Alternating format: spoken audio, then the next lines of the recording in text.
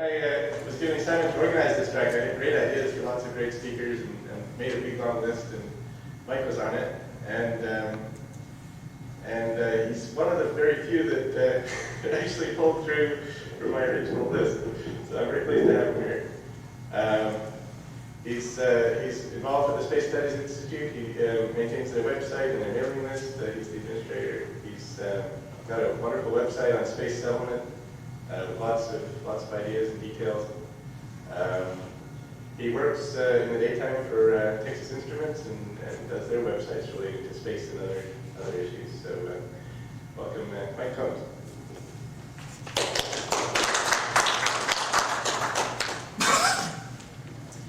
Thank you very much. Certainly many early space thinkers have contemplated use of the moon's resources in lunar colonization programs, but probably the first to consider use of lunar materials for the construction of a wide variety of useful structures throughout cislunar space was the Princeton University physicist Gerard K. O'Neill. After surprising himself with calculations indicating how large an Earth-like space habitat could be built, the next question was, from what do we build these high-orbiting settlements? Lifting construction material from the Earth's surface could be immediately ruled out. Even assuming the lift cost reductions then being promised by NASA for their proposed new space shuttle, can you remember those days? Sending the parts up from Earth 3 with one of the more modest of O'Neill's designs would overwhelm the most extravagant budget imaginable. Yeah, gotta lower it for surety, thank you. But then O'Neill made a simple calculation. The amount of energy needed to lift a kilogram of material from the surface of the moon into a high Earth orbit, or HEO, is about 1/20th what is needed to lift it from Earth to that same orbit. This fact points to our moon as the source of the raw materials needed to settle orbital space. What is there to mine on the moon? From Apollo, we know ordinary lunar soil consists of 40% oxygen, 20% silicon, 12% aluminum, 4 to 10% iron, 6% titanium, 3 to 6% magnesium. Oxygen, obviously useful for breathing, is also 86% the weight of both water and rocket fuel. Silicon can go into glass and solar cells. The metals are useful for structural materials. Aluminum and titanium are valued by the aerospace industry for their combination of strength and light weight. Titanium, additionally, is a good high-temperature metal. O'Neill, through his Space Studies Institute, SSI, also sponsored research toward creating fiberglass, ceramics, and cement from lunar materials. It seemed that over 99% of the raw material needed to build a space habitat could be derived from lunar resources, with no need to lift it out of Earth's much steeper gravity well. Additional research, sponsored by SSI, soon demonstrated that similar percentages held for solar power satellites, or SPS, optimized for use of lunar materials. The main point weighing against SPS had always been the enormous launch costs. Here now were two products which could greatly benefit from use of lunar resources: an environmentally benign source of constantly renewing electrical power, potentially worth hundreds of billions in the global marketplace, and habitats providing a high standard of living for the workers constructing these orbiting energy collectors. Additional products could include enormous geostationary communication platforms and large spacecraft for solar system exploration. Later, near-Earth objects, or NEOs, were also proposed as sources of raw material for space construction. Some of these Earth-approaching asteroids have round-trip delta V's which compare very favorably with that of the moon. Some additional advantages of NEOs are availability of a wider variety of materials, including volatiles scarce on the moon, and even shallower gravity wells. But the moon will always retain advantages of its own. Most relate to its proximity to Earth. These include more frequent launch windows, much shorter flight times, and a radio signal delay time of only a bit over a second, presenting the possibility of teleoperations from Earth, thus reducing initial manpower requirements. I once entered into a debate with a fellow space advocate after he stated that the resources of Mars make the moon pale in comparison. This was in reference to the fact that water, carbon, and nitrogen are generally more available on Mars than on the moon. The discovery by the Lunar Prospector probe of water ice at the poles has weakened this argument, at least to a certain extent. And from an energy retrieval standpoint, asteroids will always be better sources of hydrogen, carbon, and nitrogen than Mars due to the relative steepness of the Martian gravity well. But one factor which should engage our enthusiasm for the Moon's resources more highly than for those of Mars is that lunar resources are sufficiently nearby that their utilization could have returns to the terrestrial economy. Now, surely this is vital for getting the space enterprise off the ground, given that every investor currently in existence lives on the planet Earth. The usefulness of Martian resources for the purpose of constructing habitats for living on Mars is indisputable. However, lunar resources can be used to build habitats for living in high Earth orbit, as well as SPS, enormous communication platforms in geosynchronous Earth orbit, and even roomy ships for journeying to Mars. These are all products marketable to Earth, as opposed to hypothetical future Martian investors. Mars will never be in as good a position for export as the Moon, due to the combination of its greater distance and steeper gravity well. Export is vital for balance of trade, and hence economic viability. When Prospector detected water ice at the lunar poles, the usefulness of this water for lunar surface operations was obvious to everyone. What few realized, however, was that for even a water market or rocket fuel market in low Earth orbit, the energy needed for supply from the lunar surface is still less than for lifting it up from Earth. The distance involved is much greater, but in terms of delta V, the Moon is a better source. In addition to having a shallow gravity well, the Moon is also airless. This opens the possibility of electromagnetically launching lunar material horizontally off the surface and into space. O'Neill began building models of a device he named the mass driver. It was essentially a stretched out linear motor or electromagnetic catapult with recirculating buckets. The third model built had the same diameter as what had been proposed for the Moon. Accelerations of 1,800 gravities were achieved with off-the-shelf parts. But Mark Prado, webmaster of the Permanent website, thinks SSI's reliance on the mass driver for launching lunar ores into space may be a mistake. Permanent is a proposal for the use of lunar and asteroidal resources for space construction projects.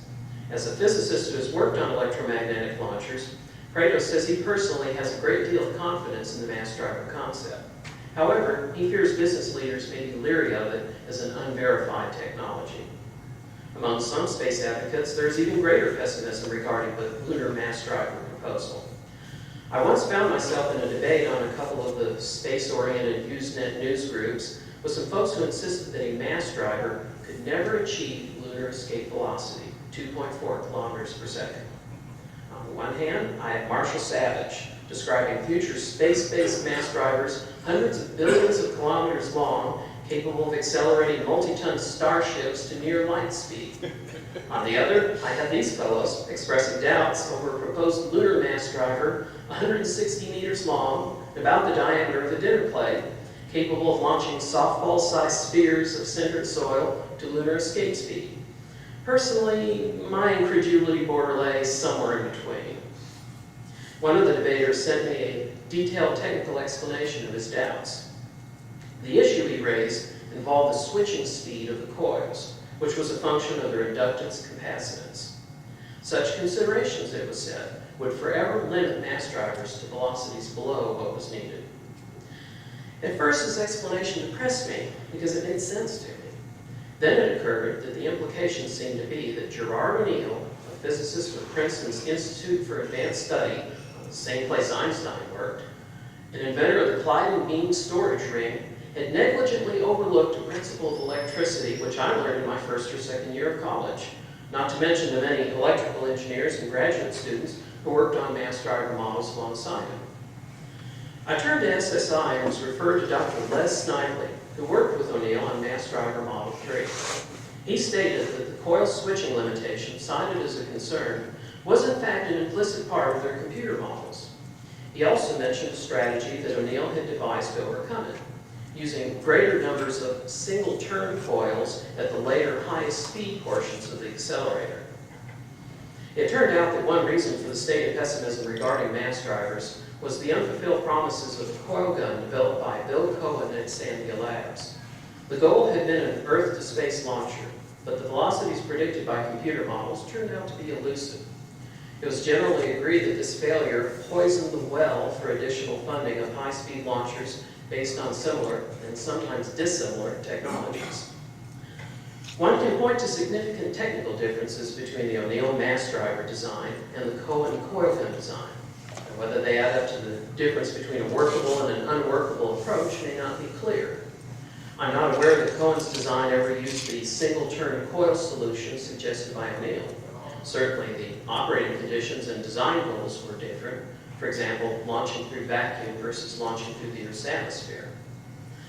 I finally decided that people were essentially saying, we know the mass driver won't work because it reminds me of this other technology, which was a disappointment.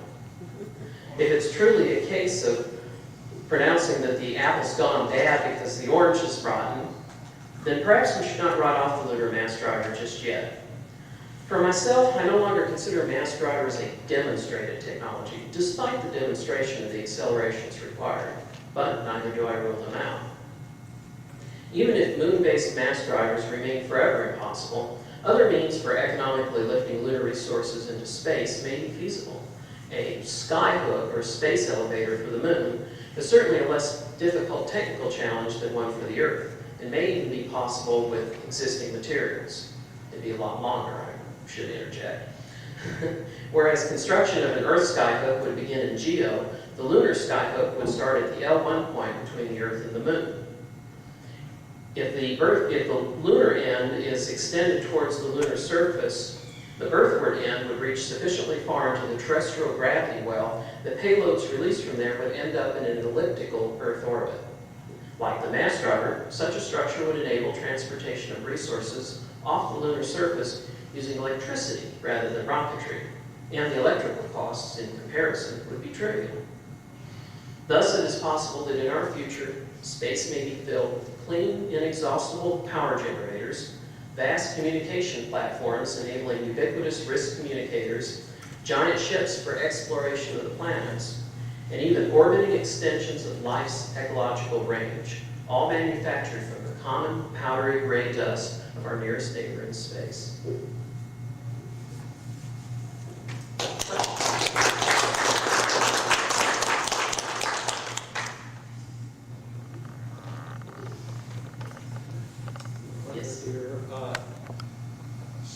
How would it be, a tether or cable or? Yeah, essentially a cable or tether under tension. Something would ride up on that, or? Yeah, it's basically, the same concept as the terrestrial skyhook. The only difference is instead of starting at GEO, you start at L1. And it has to be a heck of a lot larger, or longer, so I suppose it would have worse material costs. But in terms of material strengths, I've heard people say that Kevlar might be up to that challenge. Now, the L1 lunar surface distance is fluctuating. It's not the same. How are you going to work that? Yeah, that would be a complication that has been raised as a complication of the scheme. I don't know, a giant pulley system on the lunar surface. I guess these are engineering details that I'm certainly not qualified to work out. Unlike the terrestrial skyhook, which is waiting on those, industrial quantity carbon nanotube cables, which we're all hoping for, we're all pulling for, and we'll certainly have terrestrial applications, but darn it, they're just not here yet. But the lunar skyhook, like I said, might be possible with Kevlar. I think this switching speed limitation that you mentioned. Well, I hadn't either until just... It's one of those hidden things that people forget about or something. But is that just a function of the fact that you're trying to keep it short? I mean, 160 meters is pretty, people talk about kilometer long mass drivers or something. Yeah, it's a consequence of the fact that at the latter end of the mass driver, the bucket is simply passing through at such a high rate of speed. We're in the kilometers per second regime. And so there's, like I say, there's been a concern raised about switching speeds, but when they made their computer models, that was plugged into the equation. So is it a problem or isn't it? And I guess it just depends on the quality of the original work. If you have fewer coils spaced further apart, if they're stronger, switching at lower velocity. if they were stronger coils. Yeah, Further apart, the or switch at O'Neill, lower speed. yeah, the O'Neill proposal was at the low velocity end of the mass drivers, you have multi-winding coils that are more powerful, but there's fewer of them, so I guess that's an economic measure to hold down costs. But then towards the high velocity end of the mass driver, where the switching speed becomes an increasingly critical parameter, you go from multi-coil windings to fewer and fewer windings, and then finally at the tail end of the mass driver, you're actually a single turn windings. You've maximized you've minimized the switching speed by reducing the total length of the coil. But the disadvantage of that is you need a heck of a lot more. It might also be possible to use a traveling electrical charge across the rail, like a rail gun, for boosted acceleration. Yeah, I don't know if this is true or not, but what I've heard about rail guns is that they basically destroy themselves. when The they're fired. earlier ones did.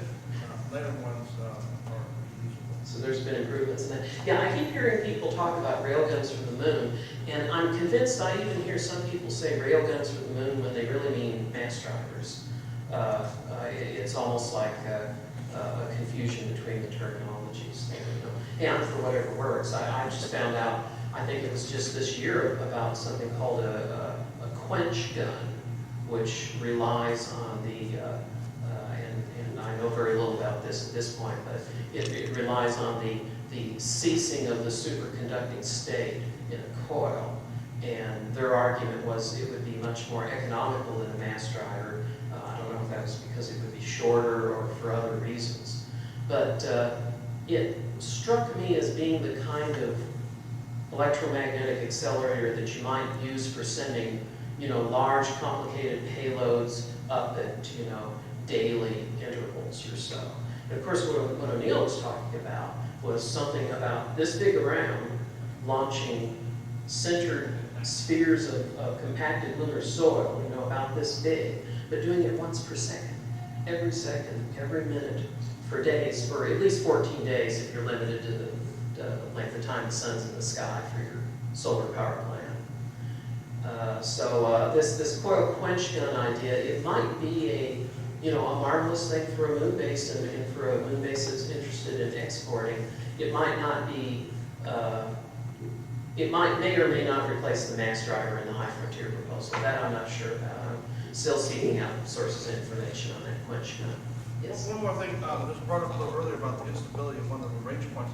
Well, you have a slight amount of instability anyway on the catcher end, but you need mechanisms for putting it back. Thrust. Well, that's a real common misconception, and I don't know, maybe I need to add something to my space element FAQ on this subject. I hear this come up again and again. People go, well, okay, these spheres of soil are impacting this catcher, and well, action, reaction, it's going to move off course. But the thing about, for one thing, the catcher, for anyone who doesn't know, would be at the L2 point, which is past the lunar far side. And the spheres of soil, after they come up from the moon, they would be, okay, if you imagine a line drawn between the moon and the Earth and extending through both, the trajectory of payloads, and I'm just talking, balls of soil, remember, would be at right angles to that axis. And the thing about the L2 point is it's unstable in a direction away from the Earth-Moon, and it's unstable in a direction towards the Earth-Moon, but it's stable along the other two axes. And one of those axes is the axis in question. So what would actually happen is, if there were no payloads coming into the catcher, it would be sitting right squarely on the L2 point. Now, if a constant stream of pellets start impacting the catcher, it's going to displace slightly from that point, but it's not going to leave. Somebody said, think about a bead on a string and pushing on the bead. And then when the payload impact stopped, it would come back to that point. As long as we're, exercising very fine control over stability in the direction away from Earth-Moon or towards Earth-Moon, we ought to be in good shape. Yes, sir? You brought it in a bit from the L2 point, it would tend to drift into orbit, instead of stay there. So if you bring it in just enough so that impact counters that. That was stated. Yeah, but remember that the payloads, they'll describe, I guess it's 1/2 of an ellipse. The low end of the ellipse would be on the lunar surface, and the high end of the ellipse would be at the L2 point. So at that point, like I say, it's coming in, like, here's the line that's drawn between, the center of the moon and the center of the Earth. The payloads would be hitting at right angles to that axis. But the instability that you're talking about, where if you come towards the moon, you come off the point, that's actually a benefit, because after you've accumulated a load of lunar material, you want to get it to your port refinery, which is probably in a higher orbit. So the ability to just slide off that point, easy's falling off the log, as they say, is a benefit in that you can get off the point easily and swing around the Earth and do a maneuver to wind up in a circular higher orbit. One of the organizations that made up the National Space Society originally was the L5 Society. Of course, that was very much founded thanks to Gerard O'Neill's inspiration to people in space settlement. I wonder if you could just comment a bit about how, since that time, we seem to, as a general space community, seem to have lost that vision of orbiting settlements versus going to Mars or planetary settlements. It's a very intriguing issue you raise. If I ever write a book, I think I'll call it Paradise Lost. Why did we give up on the idea of paradise at L5? Even if it wouldn't be at the 5th Lagrange point.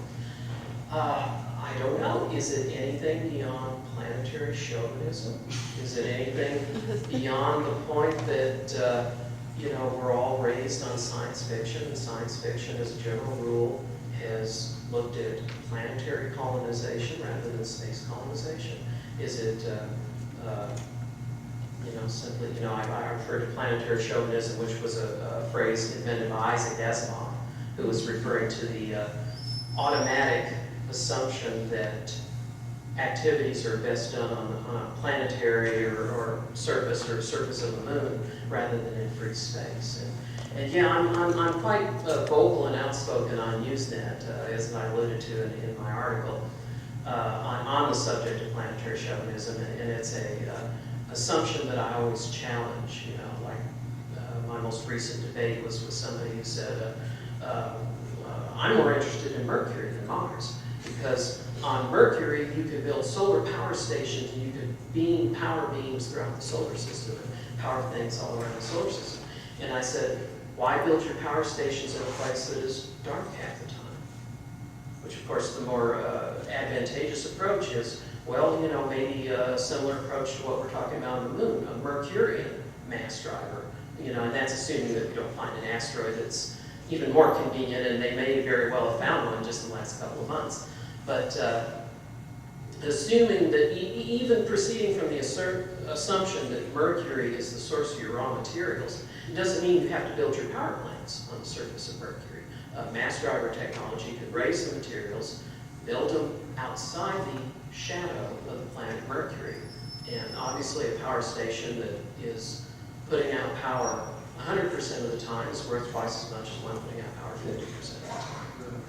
But the conversation got a little acrimonious at that point. and I've had not one but two people, and one of them was a PhD in physics, who would be talking about a certain type of manufacturing facility on the moon. And coming from the high frontier school, I go, well, why not put your manufacturing facility in higher orbit? And they think about it a while, and then they go, well, you couldn't have a manufacturing facility just in free space. It has to be on the moon. Well, why does it have to be on the moon? Well, the moon offers a stable platform. Well, why do we need a stable platform for a manufacturing facility? And they go, well, what if there's this, press that's going, boom, boom, boom, pounding on something? It's going to disturb the orbit of that space station and send it into the wrong orbit, which kind of makes me wonder how much of their childhood was spent pulling themselves around in a wagon, But, yes? Okay, what would make the soil or else on the moon, economically desirable for the people of Earth to utilize, such that it'd be worthwhile to start mining now, not in 100 years. Yeah, that's something that people have really racked their brains trying to come up with. This is just a personal opinion. I don't think there is anything. I don't think there's anything on the moon that is so precious and so valuable that mining it there and bringing it back to Earth and selling it to people on the surface of the Earth is going concern economically speaking. Now, I know a lot of people talk about helium-3, but the thing is, those reactors that are going to burn that helium-3 do not yet exist even as paper designs. It's kind of like discovering oil in the 18th century. Yeah, that may be a good analogy. But yeah, the high frontier approach is, yes, the resources of the moon are valuable, but they're not valuable for bringing down to the surface of the planet Earth for Earth people to use. That kills the single greatest advantage of lunar resources, which is their position outside of the most steep parts of the Earth's gravity well. So the context is construction, major construction programs in higher orbit, either power collectors or orbital habitats or something of that nature. Now, in that case, what is the competition for lunar resources? Well, the competition is resources that have been brought up from the Earth, pulled up the enormously, the very steep gravity well of the Earth. So, under those circumstances, and maybe no other, lunar resources might undersell resources from Earth. But again, that's within the context of a program of major construction hard orbit. Yes, sir? Yeah, I'm on the SSI mail list, so I see this discussion. And the numbers I hear read for the hull thickness for cosmic solar radiation, anywhere from 1 meter to 15 meters. What's the latest and greatest information on that? Well, say Island 1 or some other design? Well, the figure that I still trust is 2 meters. And 2 meters was recommended for a situation where you have children and pregnant women and babies being born and people living their entire life beyond the Earth, the amount of radiation you accumulate in a lifetime. And yeah, I hear you. I hear all kinds of different things. There's the criteria of, well, let's get some astronauts to Mars and get them back home, hopefully without them dying from cancer. And that criteria is a much narrower and easier criteria. So that's where I think those short end estimates come from. The long end estimates, I think, come from people who want us to burrow down in asteroids. They're sort of enamored of the idea of burrowing into an asteroid and living inside an asteroid. And they go, you could have, 100 meters, between you and all those cosmic rays hanging around. But it's a bit of overkill. 2 meters will get it.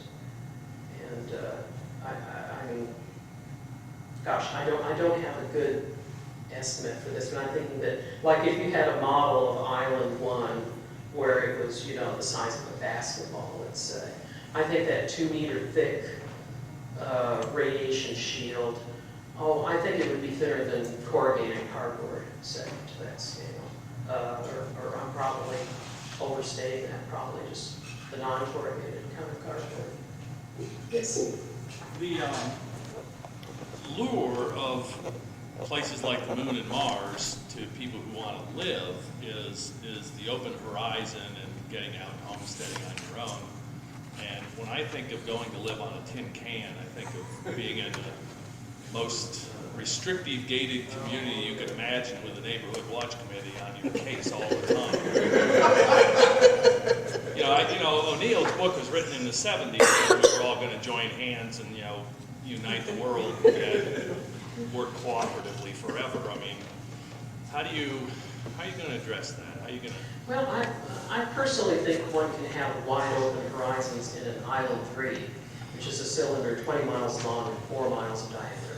Theoretically, you have blue skies and natural cloud formations in the sky. It's just that there'd be more land on the other side of that sky. But, and that's usually what I come back with when I hear the tin can, which I hear that a lot, yes. But as far as them being gated communities, yeah, that's undeniable. Some people use that as a selling point. And as far as other people interfering in how you live your life, well, I don't know about inside the confines of a habitat if you could do something about your next door neighbors or other people that live in your neighborhood or your town. But consider this, 2 orbital habitats could be much more independent from each other than 2 cities on the surface of Mars.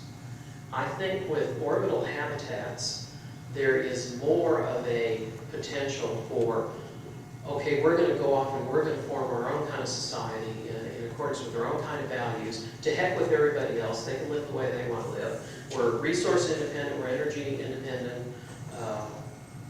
We're going to, people will go to the outer regions of the asteroid belt.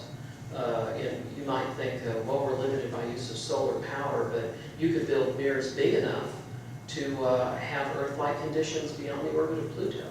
So some people could become much more remote from, let's say, terrestrial society. Maybe it's terrestrial society that they would prefer to escape from. They could become much more remote from Earth than even Martians could ever be, because they're in the planet next door. Yes? Oklahoma has numerous small towns who send their students to the university, which is 20,000 students or so. And they're typically escaping as fast as they can because the small town has a restricted way of living and they want variety. It's all very well to go from one small town to another small town, but in a way that's what we're talking about. But an O'Neill habitat would be a fascinating place and it'd make a great tourist attraction, but it'd be kind of like a small island, I think. But this brings up my socially. The people who found it will have exactly the living conditions that they want, and their rebellious children will want to do something else. That's the reason why you don't get on the world ship that they always write about in science fiction. Yeah. Your children will be Very burning right. you. But you were talking about easier. Do you think that it is easier in economic terms to move objects from one point to another on the moon, or to move objects from the moon to a manufacturing? This goes back to the question of planetary chauvinism. The trouble, as I see it, with things sitting around in space is that where are your resources? And that really depends on, it looks as if it would be easier to move them from one point to another on the planet, but is it? Is it actually easier to move from one point to another on the moon, or is it easier to move from the moon to one of these orbital possibilities? Yeah, it's an assumption that should be questioned, but I think that lunar resources might very well be what gets orbital settlements started, but I would anticipate in very short order they would begin tapping into near-Earth objects, and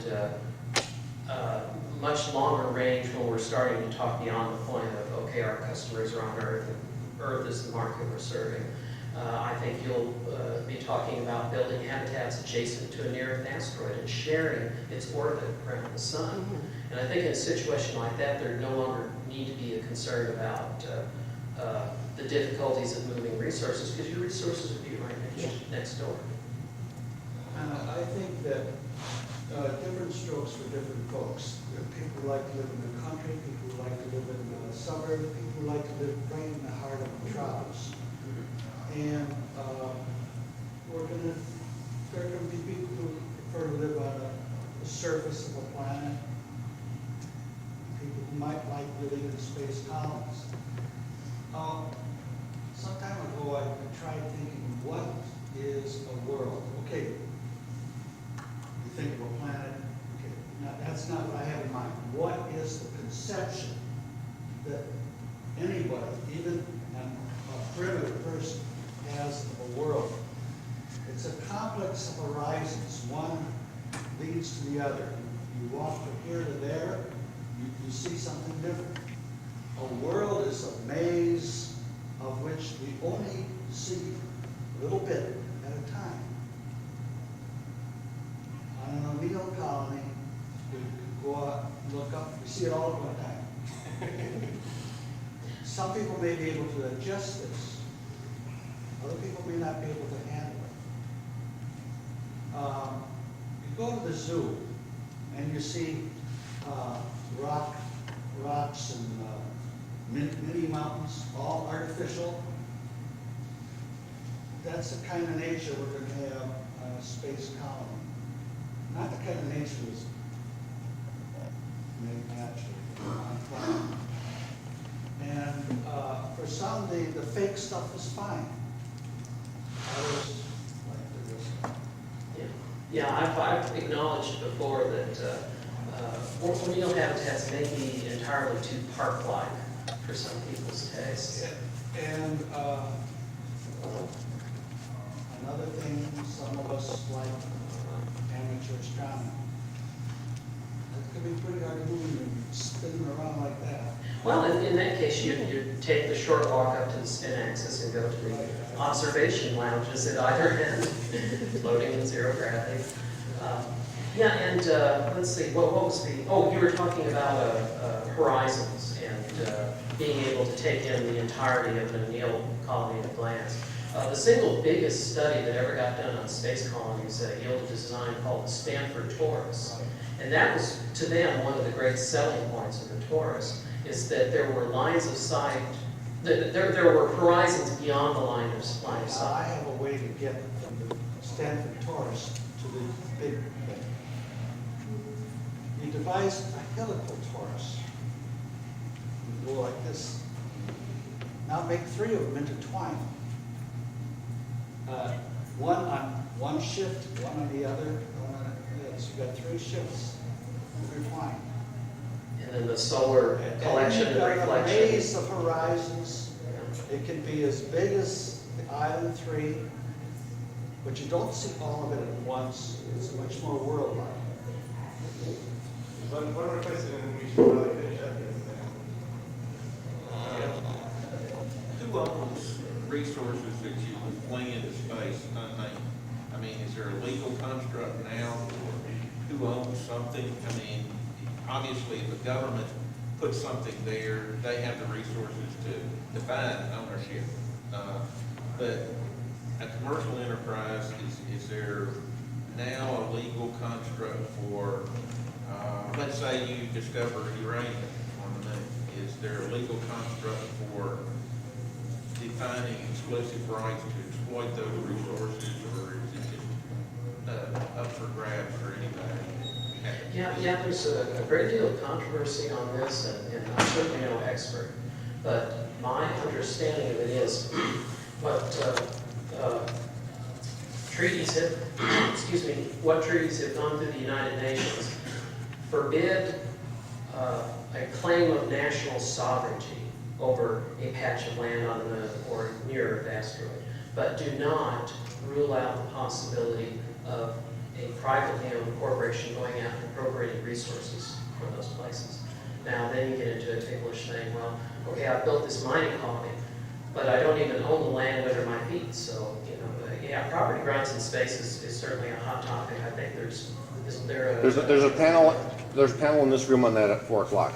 Okay, there's your answer. Right now, it's like, well, Yeah. Yep. Thank you very much. Thank you very much.